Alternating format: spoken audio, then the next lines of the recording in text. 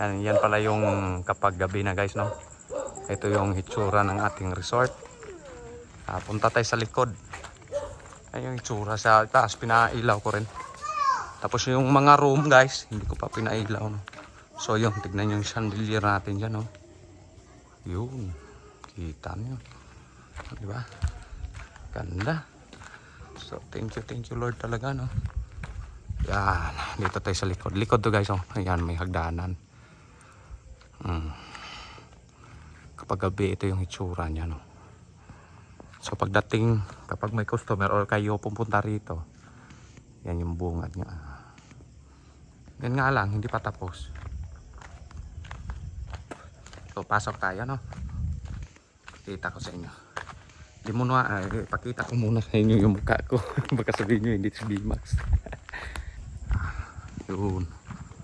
Pasok tayo sa loob. Ayan. Kadami pang kalat guys. Kasi hindi pa tapos yung swimming pool natin. Ayan yun. Oh, diba? Dito naman sa loob. Makikita nyo yung ceiling natin. Yan, chandelier. Yung mismong kitchen. Diba?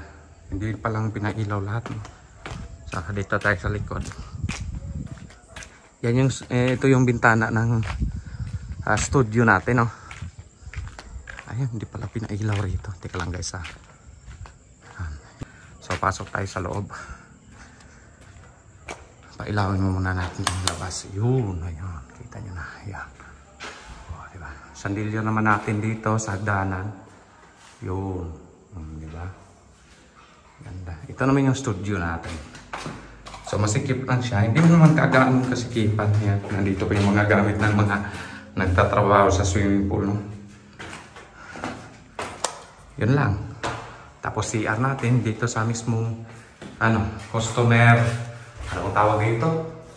Tawag natin. So span gripo. Shower. So yun guys. Ito naman yung ilaw na yun, ito pala. Ayan, pwede yan palitan, tricolor yan. Ayan, yellow, tapos ito pwede itong yellow, blue, yellow, yun. Ayan. Tapos ito yung nababo mismo. Ayan.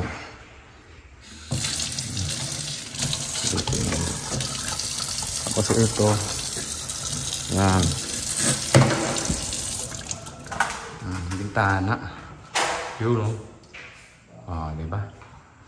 So thank you Lord talaga. Ayan, meron tayong altar, pansamantalang altar muna guys. Pansamantala muna. Ay ginagawa pa So, diba? So yun guys, hanggang dito lang yung video natin, no? So maraming salamat sa walang sawang suporta sa B-Max TV. So thank you guys. I love you.